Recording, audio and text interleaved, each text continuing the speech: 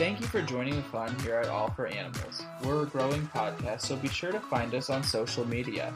You can find us on Facebook at All for Animals Pod or our Instagram at All for Animals Podcast. Thanks so much. We'll see you there. Hello and welcome. I'm your host, Rachel. And I'm your host, Peter. And this is All for Animals. And today we are going to talk about a topic that is near and dear to my heart and a little bit touchy, at least with talking to potential clients, and that is loving your pet to death by feeding just way too much. Absolutely. All right, so since this one can be a touchy subject, I know that a lot of people like to avoid it, and I've definitely been guilty of that as well, but sometimes, unfortunately, it just kind of has to be brought up, and it needs a lot more awareness. It's becoming a bigger and bigger problem. We know all too well the struggle of trying to resist those adorable begging puppy dog eyes when your pup wants scraps of your dinner or that extra treat. But the problem with that is all those even just a couple extra pounds on your dog or cat can cause all kinds of problems. Yeah, most definitely. Especially large breeds, overweight large breeds, you run into a menagerie of issues later in life, especially when we're talking about hips and arthritis and joint pain. Well, and it's not even specific to large breeds because honestly, Magic's been in the process of being tested for Cushing's, and because of the Cushing's, he's really struggling to, he's got that like pot belly starting, and I'm really struggling to keep extra weight off of him. And can you let our audience know a little bit more about what Cushing's is, for those that don't? I actually have that later on in the episode. I'm going to explain some medical conditions that can cause excess weight to appear on your pet, even if you are not feeding too much. Yes, those are always things to watch for.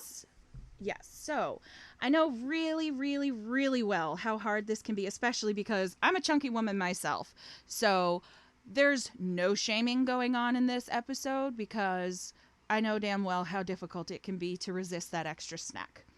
However, I do always feel like it helps to explain to people when you're talking about their animal's weight, if you kind of give them this comparison that the difference between a 150-pound person and like a 15-pound dog is literally exponential. It's 10 times. A human being at 150 pounds is 10 times heavier than a little like 15-pound Shih Tzu. So I'm all stuttery now. So if a 150-pound person gains 2 pounds, not really a big deal. You may not even notice it. If a little 15-pound dog gains 2 pounds, it's essentially as though that 150-pound person actually gained 20. That's something you're going to notice. Yeah, so I think they say, especially for, small breeds, 25 and under, for every 1 pound they gain, it's like 10 pounds on us. Just as a visual reference for you guys. Exactly. So their bodies are just so much smaller than ours, at least the vast majority of them. When we're talking about cats or small to medium dogs, they're pretty much always going to be relied upon to be significantly smaller than us. And even the larger dogs, they are still smaller than human beings, and their body systems just are laid out differently. So that weight that gets carried, it's going to affect them a little bit differently, especially when it comes to the joints, since, we walk on 2 legs and they walk on 4. So I kind of wanted to dive into what makes me specifically passionate about this topic. So I just mentioned my Havanese Magic. He got injured while playing and tore his cruciate ligament about 5 years ago. He had to have surgery and then physical therapy, and although it's much better now, he still can't go for the nice long walks we used to, and it still gets sore whenever it's like cold out or if the weather is changing back and forth a bunch. So like right now, he's really hurting because the weather cannot seem to make up his freaking mind. So any extra weight that he carries just adds extra strain on that already touchy leg. And then our surgeon, when Magic had his surgery, also told us that I believe he said it was something like 80% of CCL, cruciate, canine cruciate ligament tears within like the next 2 years or something, the other leg will tear as well. And somehow, over this time, knock on wood, we've managed to avoid that second tear. And I'm very grateful for that, and I'd like to keep it that way. So I am always trying to make sure he stays at the ideal weight, especially now that he is 13 years old. By the way, happy birthday to my bubbas. Both he and Miyagi just had their birthdays about a week and a half ago. So given their age, 13 and 11, arthritis it's a very real concern. And I don't want Magic or Miyagi to be in pain or struggle to walk. And I also want to avoid having to put them on any kind of like daily pain meds for as long as possible, since everyone kind of knows those drugs can really mess with the liver and kidneys over a long period of time. So the less time they have to be on it, the better. So I have here a few statistics from the American Pet Products Association, or the APPA, that tells us a bit better about how pet obesity is such a pervasive issue. It's actually apparently being considered an epidemic in the U.S. In 2018, an estimated 60% of cats and 56% of dogs in the U.S. were overweight, and the definition of overweight is a body condition score of 6 or 7. And I'm going to be including a body condition score chart, or a link to a body condition a body condition score chart in the show notes, so that you guys can look that up. And it will be it has one for cats as well as dogs, so you can see just exactly how your pet should fall on that chart. And if they look slightly off on the ideal, which is usually a 4 or 5, then you can talk to your vet. So anyway, an estimated, 60% of cats and 56% of dogs in the U.S. were overweight with a BCS of 6 or 7, or obese, which is a BCS of 8 to 9. So that is a huge statistic, and I did not realize it was that big of a problem. Did you? Yeah, I had no clue. Well, I didn't know it was that big of a problem in numbers. Being in vet med, I would say I can remember typically about every single day, about half of the animals we'd seen were a 6 or 7 on the weight chart. So Yeah. I could believe it, unfortunately. So I will also say it can be troubling and it can be frustrating watching your pet's weight. I'm having an issue with one of my cats right now. She just went to the vet for her annuals and she had gained a pound in a year, which obviously in cats she's gained about 10 pounds. I do not free feed. I feed a lower calorie diet, and I portion appropriately every 12 hours. So we're just trying to figure out like how and why and where this extra weight is coming from.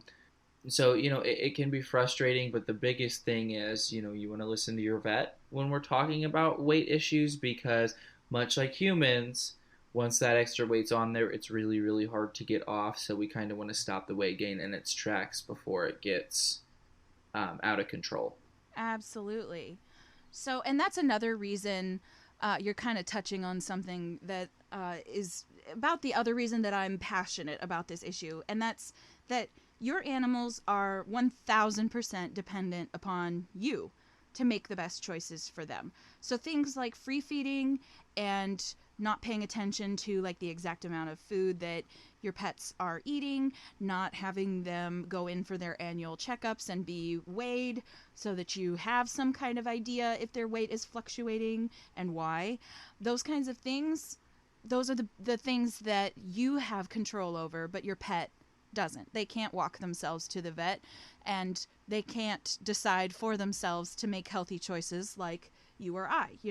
If I notice I'm starting to put on some more weight and want to change that, I always have the option to make some kind of change and work on that. Your pet can't decide to go to the gym or eat better food or reduce snacks on their own, so it's our jobs as their humans to make those choices for them. Right. And animals, they have that innate evolutionary instinct to seek out food whenever they can find it. They're always going to want more food. It serves wild animals well since they don't always know when or where their next meal is going to be coming from. And they also burn a lot more calories working on their food. Yeah. Yes, far more active. But your average house pet, they're being fed on a very regular basis. They're laying around on the couch. They're being pampered.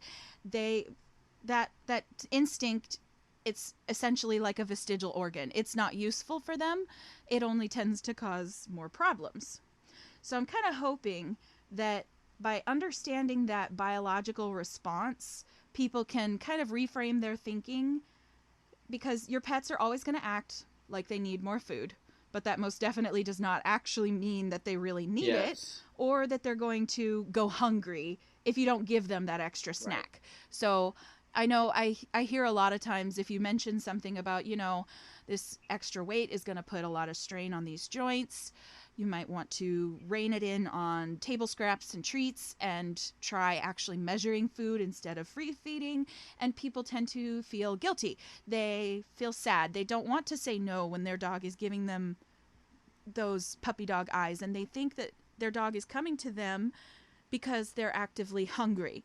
And it's not that they're going to starve to death. It's not that they're hungry. They're just, of course they want food. They're hardwired to seek that at all times. And so you're just kind of falling prey to an evolutionary trick that doesn't really help your pets anymore. Well, and furthermore, as far as, table scraps, that's a kind of dancing with the devil, especially with dogs. I mean, once you break that barrier. Yeah. For so many other reasons than the weight. Well, it's annoying, you get house guests. Yeah. I mean, we always had dogs, of course. We were dumb, and we did table scraps left and right. Our dogs, growing up, they got to lick the plates clean before they went in the dishwasher, which is, once you break that barrier, you really just can't go back. Animals aren't stupid, and they know what's on your plate. And you also have to think of their sniffers. They can smell so much better. Yep. So, table scraps, giving your pet treats is one thing, but table scraps, that's just a whole nother barrier and broken boundary, in my opinion. Just because, Thanksgiving dinner, and your dog's going around to all your house guests, it can be frustrating for you.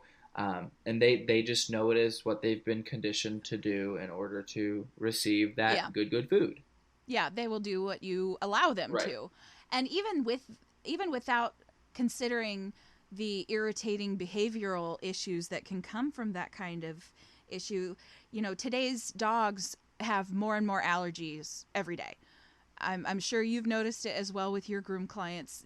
So these dogs they're dealing with such bad allergies that even we can't even get them to eat like regular dog food without having allergic reactions over and over and over again. So by adding in the table scraps that you don't necessarily know exactly what your dog could be potentially reacting to, that just kind of makes you flying blind when you're trying to figure out why your dog is itching so bad that they're losing clumps of hair. Yep. And so that's something that gets overlooked a lot too, is, a lot of small dogs, especially, just the genetics behind them, and a lot of breed-specific food allergies come into play. And, it just adds another factor when you're trying to figure out what the hell's going on. I know that my mom is a good example of her dog. They just figured out, I think he just needs to be on duck or salmon or something like that. Sure. And, if they would have been feeding him table scraps and adding other elements and other foods that a pet doesn't normally consume into his diet, it just makes figuring out a whole lot more expensive. And food allergy testing is expensive, and it's never a guarantee. And hard. Yes. Oh, yeah. It's really difficult. Oh, yeah. Oh, yeah. So it's just best, human foods for humans and dog foods for dogs, and of course Yep. they have other options on the market that are like, when we want to consume a brownie or a cookie, they get something similar for dogs and Yeah. cats that of course, is given very, very conservatively. And this way we're watching calorie intake to ensure we're not getting any big itchy pets. Absolutely. So then that also kind of helps me shoehorn into the next topic or part of our topic, I guess, which is what exactly the risks are for pets carrying extra weight.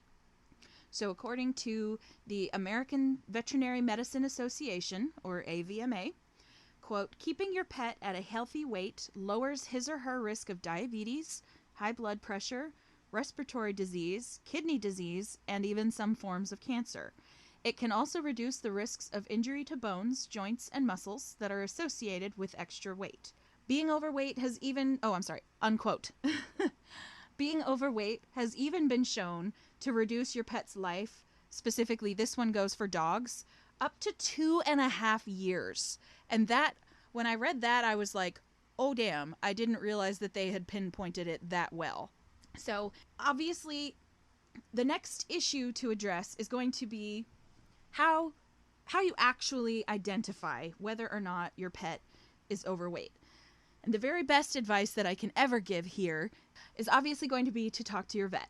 They'll absolutely be able to tell you if your pet has a few pounds to lose and even be able to give you some tips on how to accomplish that. But I also have a favorite tip of my own that I like to share with my grooming clients, so that they can kind of evaluate on their own at home and see if they need to make that vet appointment sooner rather than later. So I tell my clients, take the tips of your fingers and just lightly run them along your dog's ribs. You should be able to just feel the ribs underneath the skin, but not prominently see them. And that's the best way I've ever been able to explain what your dog's body composition should look like, barring other factors. And that's where your vet will have to give you more tailored advice, specifically geared towards your pet if there's other considerations. But I'm also going to include that link to the body condition score chart so that everybody can see a visual representation of how to look at your dog from the side as well as from above. And this is also for cats too. I keep saying dog. I don't know why. The chart will show the dogs and cats from the side as well as up above, so you can get a better idea if your pet is on that more troubling end of the spectrum with those higher numbers that might need to be seen by the vet to evaluate maybe a new food choice, some different habits, Right. and what have you. So, if you cannot feel those ribs at all, your pet may have a weight problem. But again, certain breeds, certain body compositions, certain mixes and whatnot, it might be a little bit different for each individual dog. So your vet will be able to give you a better idea. But if your pet has gained weight recently, especially if it was a sudden gain, your vet will also want to test probably for some medical conditions that can contribute to or cause any number of issues that will lead to either the appearance of weight gain by like fluid retention or actual weight gain with, the extra fat collection. So health conditions that tend to cause weight troubles in pets are hypothyroid, which is where the thyroid gland, which is essentially responsible for telling literally your entire body how to work, is not active enough. There's excess fluid retention, usually due to kidney or liver issues. And then there's Cushing's disease, which is essentially an overproduction of cortisol over a long period of time caused by either pituitary or adrenal gland issues or tumors. And this one is quite frequently seen in older pets. And like I said, Magic is currently in the process of being diagnosed with Cushing's. It's not always an easy one to diagnose, but his vet and we've been kind of going back and forth on this for a few months now, and we're pretty sure that's what's causing him some troubles in his old age. And all of these conditions, including Cushing's, are manageable. And your vet will be able to help you develop a plan for whatever it might be that is contributing to your pet's weight gain. But if you've had that visit to your vet and they've ruled out any kind of health concern, then the next step is to evaluate your pet's food intake and make sure that there's not extra treats being snuck to the pet or table scraps being fed underneath the table or, your toddler throwing food to your dog under the high chair or something like that. So it doesn't have to be a scary thing to commit to managing your pet's weight. There are an infinite number of ways to keep food a fun bonding experience between you and your pet. But you do have to make sure that, like I said, the entire family is committed to it as well. Because think about it this way. If you were thinking, at least, that you were the only one feeding your dog those table scraps, then other members of your family are probably also thinking that they're the only ones sneaking those little morsels to your critters on the sly. Right.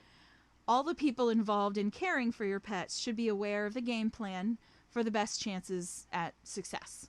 I get a lot of people that want to manage their pet's weight, and they don't know how. They say, well, I can't just take my dog or my cat to the vet every week to get it weighed. The best way you can maintain your pet's weight at home is actually if you have a human scale. I see people do this all the time where they try to just put their animal on the human scale. No. Weigh yourself holding your animal. And I usually, you usually weigh yourself 2 or 3 times holding your animal to get the most, average weight. Sure. Sometimes scales can fluctuate. Put down your animal, reweigh yourself, and subtract the numbers. While it's not always the most accurate, it's at least a good starting point. It's better than nothing, and typically, just make once a week. I weigh my hedgehogs every single week. Not obviously, weight is super important on both ends. If your animal's losing too much weight, then you know that they need to see the vet. They're probably ill and not feeling too well. Absolutely. But weekly weigh-ins will tell you a lot more about your animal than you think, and they're relatively easy to do in your home with that little nifty little trick of hold, release, reweigh yourself, subtract the numbers, and that's how you find your weight every week. Yeah. Absolutely. And thank you for that, because I had forgotten to include that in my research here, even though that is literally how I'm always weighing my animals. And the only way so my mom's actually going through a weight loss issue with one of her dogs. And what you had said is what our vet said, if we can lightly feel the ribs. Of course, another reason you would ask your vet is my mom, I had just groomed her dog not that long ago. She's like, do you think, Louie's lost too much weight? I said, no, I think he's a perfect size. She says, well, I think he's too skinny. And the vet was able to confirm that he is indeed the perfect size. So maybe the perfect weight isn't necessarily what you're expecting to see, feel when you pick your pet up. And of course, I watched my mother try to weigh her 1-year-old puppy on the human scale by himself. I says, Mom, pick up the damn dog, weigh him and weigh you. Yep. And, a lot of people just don't think about it that way, but it's a great, great source. So yes, I hope that someone can apply that to their weekly pet routine. Absolutely. So back to keeping the food more fun. Making meals more fun is super easy if you just get a little bit creative.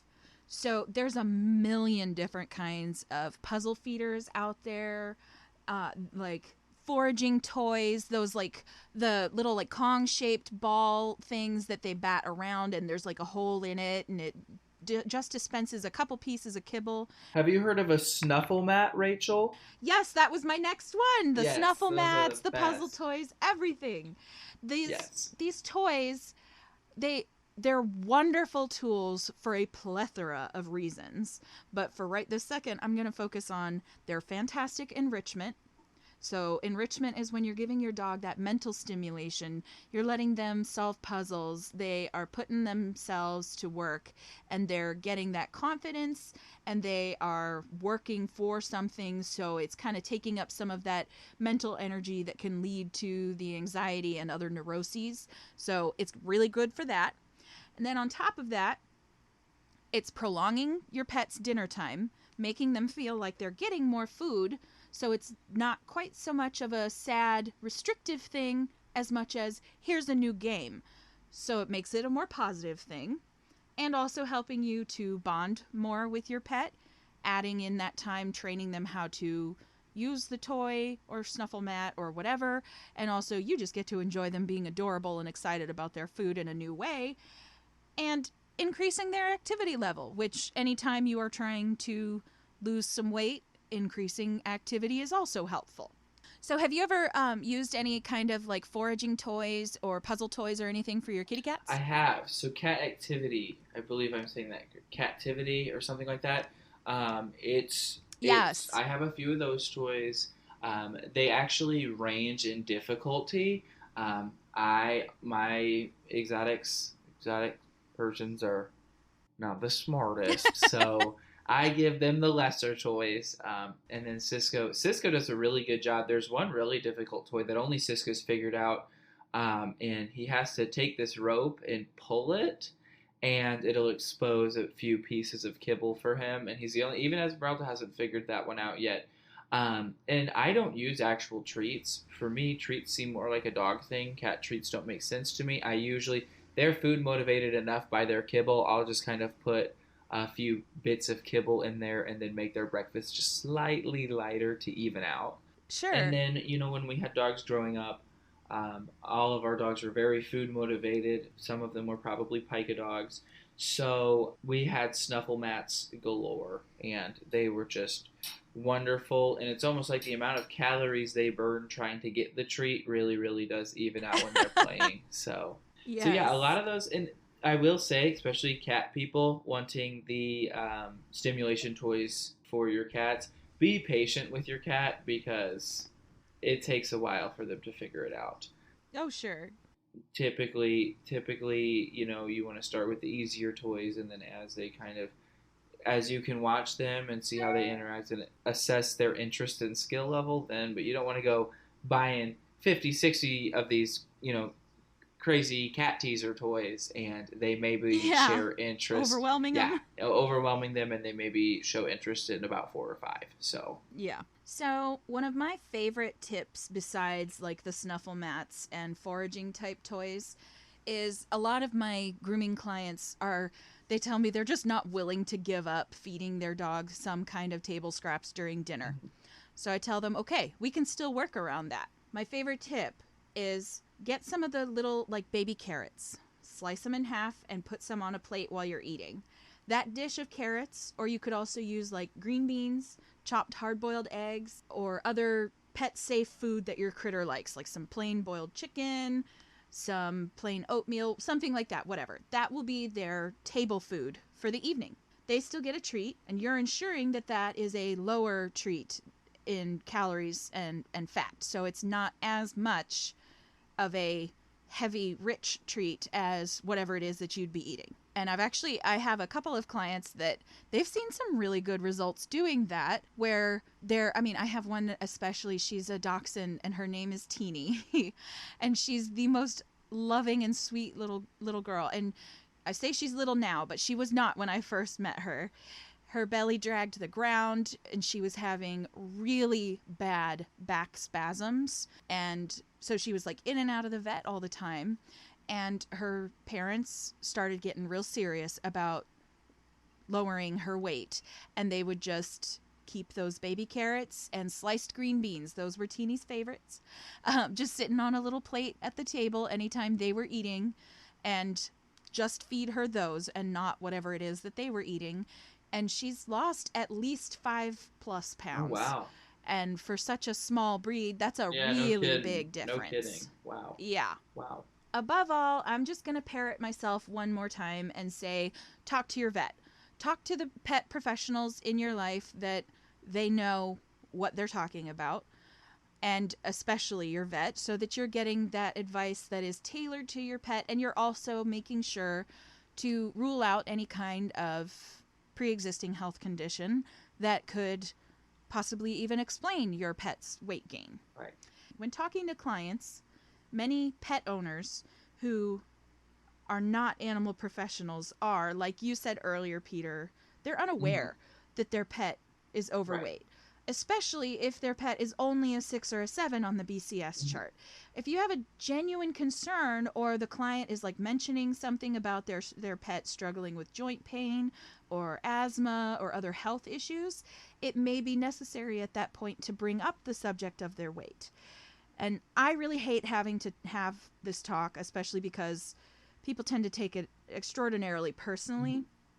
But as Peter and I have always said before, your pet professionals only have these difficult conversations with you because we care about your pet, and we really want to help them live their longest and healthiest lives. And leading with that information can sometimes mean all the difference. Right. It may be helpful as well to kindly mention some of the other facts that you've learned from us today and send them some of our links from the show notes.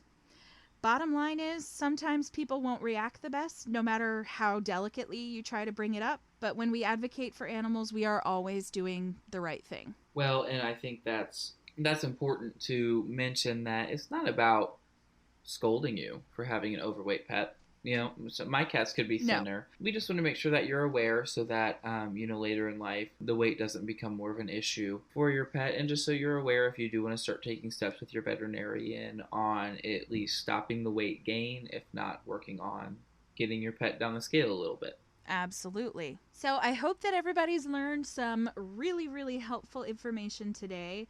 I know I had a lot of fun researching for this one.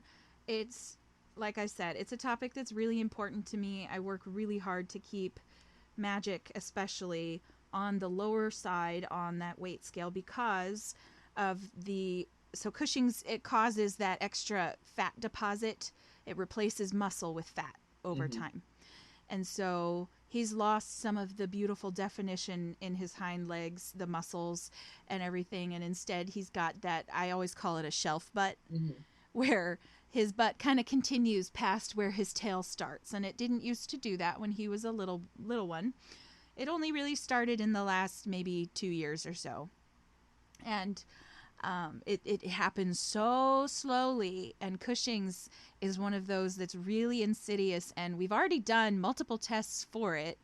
But it's also one that can give you a lot of false negatives before you actually land on that positive. But yeah, so I reduce his food whenever there's like training treats involved and everything.